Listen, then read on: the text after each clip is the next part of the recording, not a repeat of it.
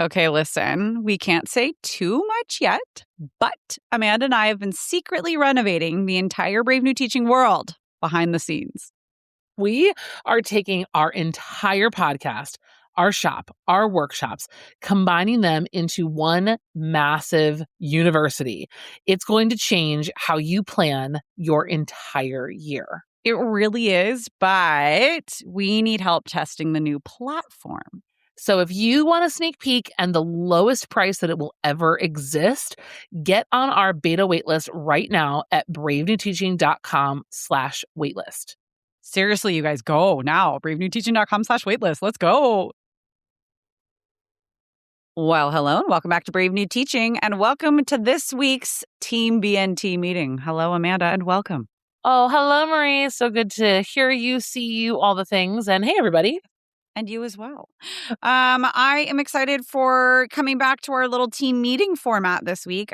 We hope you all have enjoyed our 3-part series on engagement, 100% engagement. If you missed any of those 3 episodes, the first 2 were a 2-part because we had such a good and robust conversation. We had to break it into 2 episodes. We did. With Susan Barber and Brian Stabnick, who wrote so many things, but specifically we're talking about their newest book, 100% Engagement. We highly suggest you get the book, listen to the episodes, get the little note-taking guide we made, and just have at it because it is really great. I'm still inspired by those lessons that we tried.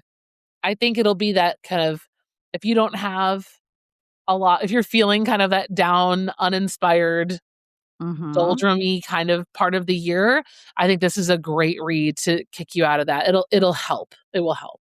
It will. Yes. It's a lot of great things that don't feel gimmicky, but also breathe new life without being a whole ton of work for setup. So today, though, we are going to talk about the Atlantic article that has been all over my social media feed about stop meeting students where they're at. And I can't wait to hear exactly your thoughts and where I had a knee-jerk reaction and then had to bring myself back down to earth because it's like someone's been listening to the podcast and then threw it out there and was testing us. Right. I do feel rage baited a little bit. A little bit. Yeah. So I'm excited to talk about it. And I'm excited to talk about what we're reading and what's going on in our classrooms, your library, all of the places. Can't wait. I know, me too. But first, you know what we got to do, everybody? Cue the music. You're listening to Brave New Teaching, and we are so much more than a podcast. We give teachers the inspiration, support, and tools to challenge the status quo. I'm Amanda, and I'm a former English teacher from Illinois. And I'm Marie, and I'm a high school teacher from Southern California. Join us after the show and happy hour to extend your BNT experience with instant access to our resources, workshops, and courses. Visit shop.bravenewteaching.com/happy hour to join us today. We're so glad you're here. Enjoy the show. Amanda, we have not talked about what we've been reading in quite some time, and that is such a big part of both of our lives. Man, I feel like we need to rectify that situation. What book are you reading right now? Okay, well, I was not ready to tell you what I'm reading right now because I have a little bit of catch up to do from last time we've talked. Okay. I read Heated Rivalry. Okay. And? So I was late to the game. I haven't even, I forgot that there was a game, so, you're ahead of me. Whoops. Okay. So, All right. A friend in my book club was like, you should just do it. Just read it. I'm like, okay. So I guess the very quick version, I don't love romance outside of the fantasy genre because you have completely changed my life. Okay. So I very much, I can appreciate some spice. A lot of spice actually, but I really do need it in the context of a sweeping narrative, right? I of the adventure. Yeah. Yes. I kind of do struggle with a lot of romance in general, not just, okay. So Heated Rivalry, I thought was, it was fine, but I loved everything it stood for and is standing for culturally, especially with the TV series and everything. Absolutely love that. I thought a lot of it fell flat for me. It's not a sweeping narrative built on characterization, right? I think that the premise is great. And all of that stuff is great. I don't know. I thought the writing was meh, but most people can just enjoy writing that's meh. I'm still working on that to just enjoy the ride, not not a pun, I don't think. There's a lot of writing and heated So to rivalry. speak. Okay. Uh, Okay. it is like a spice level 1,000,000. Um, which again, like, cool, but it kind of for me, it's, like, oversaturated, right? Like, I feel like Yeah. it was so much that I was like, "Okay, cool." So, anyway, I read Heated Rivalry, I did jump in there.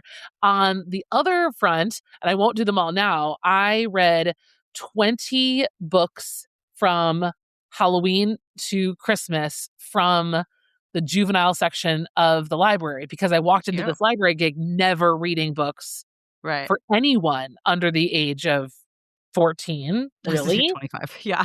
Right. So I really forced myself to get into some of that early reader fiction, and I had a couple highlights. I'd say one of them was Unbound. I really loved Unbound. It was a novel in verse about a little girl, maybe I'd say like she's like 9 or 10, who is enslaved and she's living with her mom and they work out in the fields, but the girl, the daughter, the narrator, she is pulled into the house and has to do housework, and it's kind of like the beginning of their separation. And so she becomes this, like, of course, fierce, beautiful, amazing protagonist who tries to hold on to her mom and, of course, like, plots to run away, but, like, also to do it with her family and weighing the decision. It's beautiful, gorgeous historical fiction, and it was really, really well done. And novels in verse are still kicking it. I mean, everyone loves them. Yeah. So that was great. And then I'd also say, like, on that list, I read A Strange Thing Happened in Cherry Hill. I'm trying to read all of Jasmine Warga. She's Okay. great. She wrote A Rover Story, if you've heard of that. Yeah. So she's amazing. Like, the canon of Jasmine Warga, I think, is getting a little overshadowed by some other people, but she's amazing. And keep your eyes, even if her works would be great for struggling readers because they don't feel babyish. Okay. So she's great, and that story was a really great little fantasy, spooky kind of thing, and it was great. Okay. And then I read, Taylor Jenkins Reid. I finally read Atmosphere, cried my eyes out, 5 stars, unbelievable. If you haven't read Atmosphere, whew, buckle in. I don't know that I've ever gotten through a Taylor Jenkins Reid Okay. book. You didn't even like Evelyn Hugo? Oh, I couldn't even I couldn't even get halfway through it. Okay. I couldn't even tell you why. It just bugged me. You might really like Atmosphere. I don't know. We'll see. Okay. Okay, but this is good. We should disagree because then eventually I can tell you that I was right. Sure. Sure. Sure. Sure. What have you been reading, Miss Marie? Okay. Listen, I have been reading. Okay, well, speaking of being late to the party, after the movie came out, I decided I should read The People We Meet on Vacation. Oh, I still haven't read it. I still haven't read Emily it. Henry. Okay. I think it was one of her earlier ones, and it It feels was. like one of her earlier Yeah. ones because what was the latest one that she did with the dual perspective with the woman? I don't know. I've got Really, mixed reviews on her too. I liked out of all of her because I think I've read like most of her things. Oh, Great Big Beautiful Life. I did read that one Yes. last year. I liked that a lot. It was good. It was good. It was very good. I listened to that. I just finished it actually like a couple nights ago. The People We Meet on Vacation. Great. Now I'll watch the Netflix movie at some point in time. Okay, good. I listened to a book. Oh gosh. Okay, no. There's one fantasy book that I got from Book of the Month because I forgot that I had that subscription called The Wild Huntress by Emily Lloyd Jones. And it's a one-off and it's very good. I actually, as it was starting, I was like, I don't know about this. And then I ended up really liking it. Maybe it's not a one-off. Maybe there's more, but I don't think there it are looks more like a this year. one-off. And then I also very recently listened to The Burning Library. It's already on my TBR stack, PS. Okay. I really liked The Burning Library. That one, it was quite good. I listened to that as well. It was quite good. I suggest, these are not necessarily books you can listen to with anybody else listening in on your... Fair. And then I actually just read, because I'm using it in my classroom, a play entitled John Proctor is the Villain by Kimberly Bellflower. And It is a play that just had its first run on Broadway in 2025. It started in spring and then it closed in the fall. It was a pretty long run. And if anybody here has listened to it or read it or seen it, reading it, it's in its entirety. It is not appropriate for a high school classroom, but going paired along with our study of the Crucible and of rhetorical strategies for leadership, it is a great way to look at somebody else's take on the Crucible and on the Me Too movement and looking at argument. And we're looking at, there's this whole pre-show playlist that the producers of the Broadway show curated. And so that's actually, like, we did a couple little excerpts from the play. We read an article talking about the play opening on Broadway. And then we use that as context for analyzing the argument being made by the playlist. Okay. It was cool. I love that. Yeah. So yeah, you need to like blog about that or do like a full-on episode, like a walkthrough of that. That's so cool.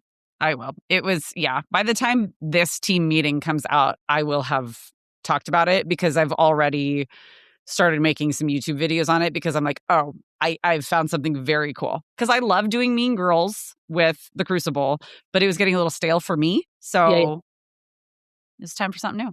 Yeah. On a previous team meeting when I was solo, I talked about I've read another Medusa story, and I'm definitely still I'm here for the alternate POV novels. I mean, keep those recs coming because I mean, when they're well done, they're so good. Well, and like it or hate it, like, right, a lot of people are not going to enjoy the play. John Proctor is the villain for various reasons. I mean, it's a pretty contemporary play. Like the way it's written is all lowercase. Like it's not in sentence case. It's very theater with an R-E. And it's an amazing way to look at rhetoric and argument because what is the argument being made? It's phenomenal. So that's we're the right audience for this. Yes. Yeah, exactly. Okay. Well, and actually, the way that I have altered my unit where we are exploring rhetoric of leadership and leaders with the Crucible is a great foray into our conversation. A little TLDR for the article from The Atlantic that was first published February 2nd, 2026. And entitled, Stop Meeting Students Where They Are, What I Learned When I Finally Started Assigning the Hard Reading Again by Walter Hunter. Yes. Listen, Professor. When you first get this across your social media feed, if you're me, you go, excuse me? And like that clickbaity, I'm going to call it out, clickbaity title had me, I mean, well done. Good job, The Atlantic. You had me because I was like, girl, what did you just say to me? And then I calmed down a little bit. And then it's got, the imagery. I'd love to hear your take, Amanda, because I was instantly like, are you? Oh, okay. Well, right. So, of course, this is the actual phrase Marie and I have been using for years. And I think my reaction was similar to yours, like, excuse me. But the claim, right? So, like, to give you the short version, the actual TLDR, yes. That, right, like, if we are using that phrase in a way that is lowering standards or expectations, in fact, like the phrase being meet students where they're at. Physically, right? Or intellectually, that is becoming this something that is preventing them from growing. It's dumbing things down. And I was like, duh.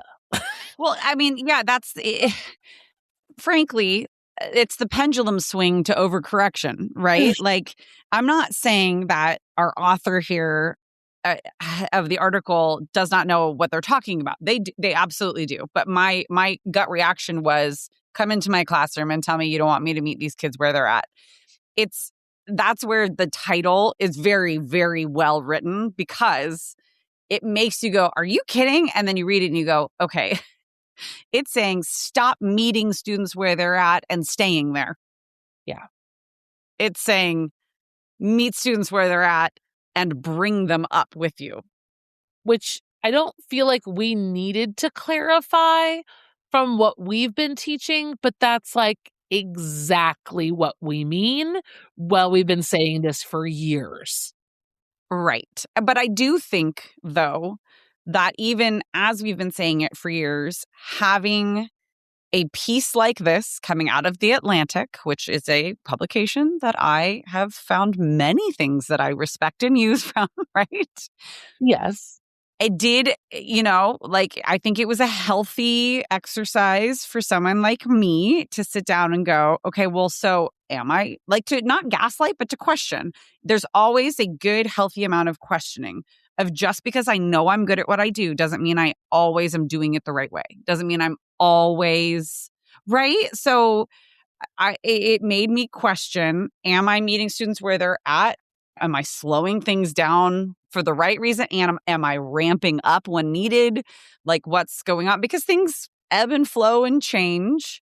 And have I personally overcorrected? And I honestly, in a couple places, yeah, I have. And I need to bump up that rigor again in a way that makes sense and works.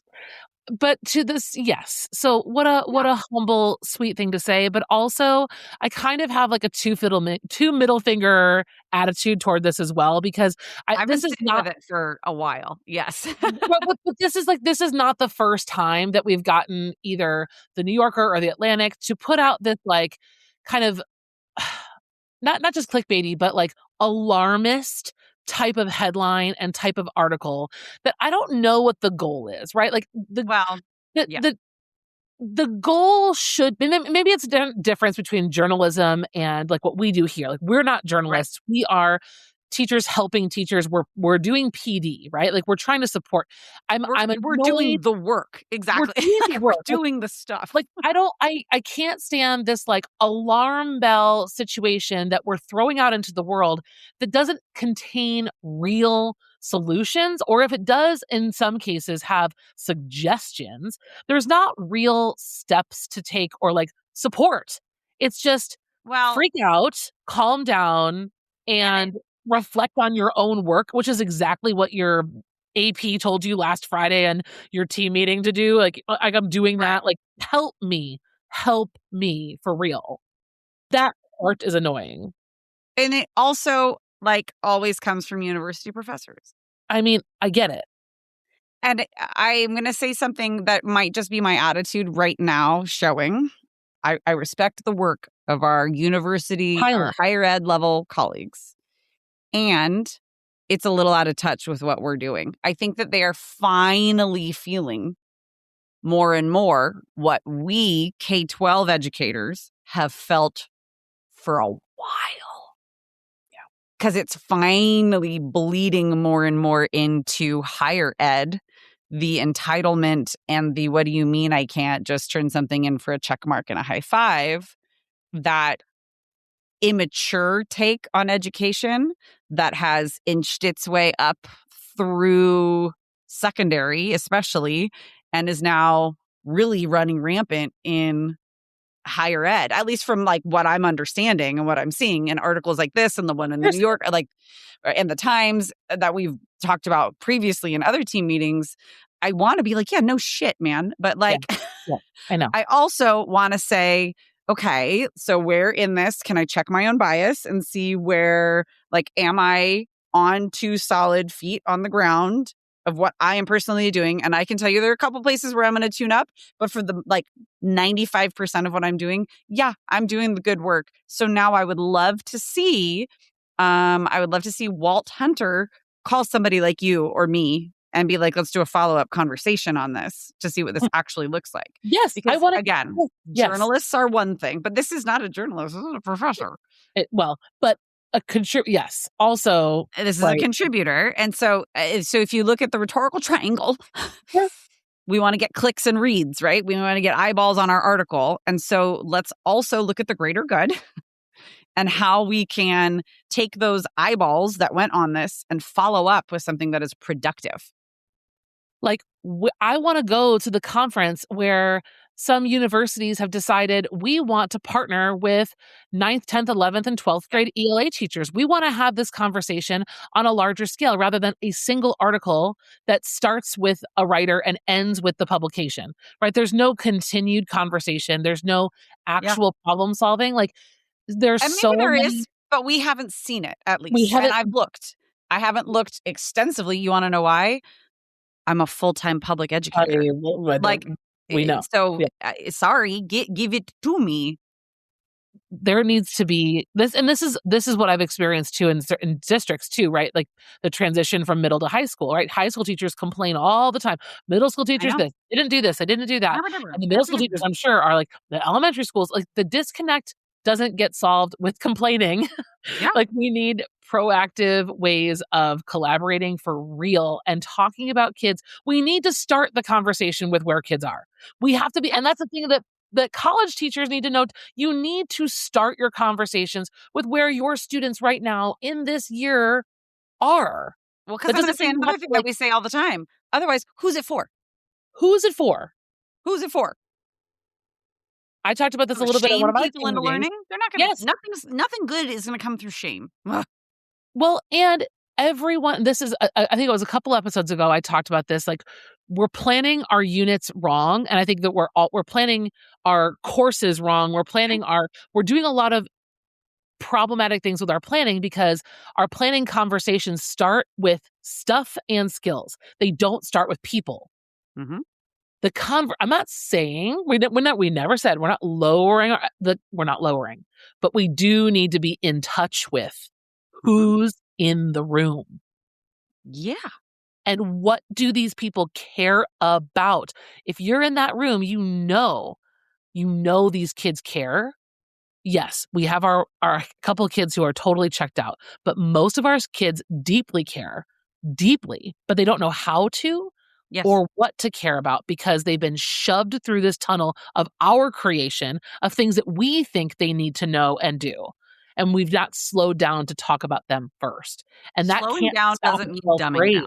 Yes, sorry. I just wanted to touch on what you were just saying. Slowing down doesn't mean dumbing down. No. It means slowing down. Breathe. That's it. Anyways, yes, we can go on and on about this, but this is to be a quick team meeting.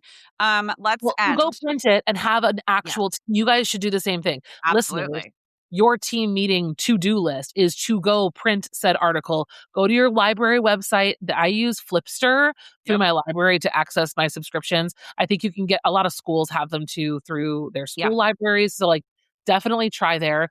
But download it, print it, and like have a talk. Yeah. And do the same check I did, right? Like, it's do a little check. And then Amanda, what is coming up in this month of March in the library at your school? What are you guys into? Oh my gosh, we're doing something really cool. So I took what I did for Poetry March Madness and pivoted over to picture books. Yeah. There is an award in Illinois called the Monarch Award. And there's a list of, I want to say, like 25 books. And what the Illinois Library Association does is throughout the year, they ask librarians to read through these books with students. And then in March, the kids vote on their favorite. And so when I started in the library, everyone's like, we don't do this anymore because kids don't understand voting because it's K through 3 only. Mm-hmm. And they're very confused about the voting. And I said, okay. So I hemmed and hawed over it for a while. And I was like, we're going to put it into a bracket. Duh. Then they're only voting on 2 books at a time.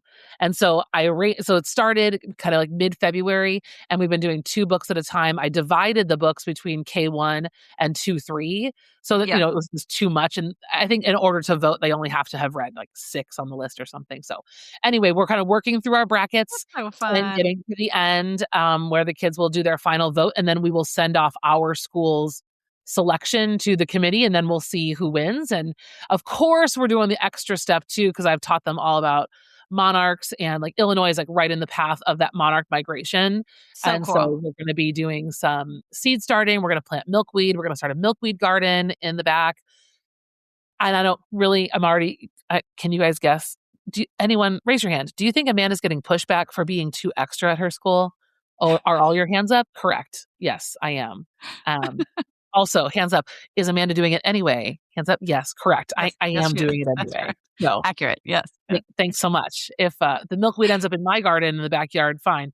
But I was told, yes, we can do it, but we need to be careful about where we place it because these weeds also attract bees. And I'm like, they're called pollinators, and I wasn't going to plant it in the middle of the slide. Like, I think you should plant it. Okay, nothing. I'm not going to say what I'm saying.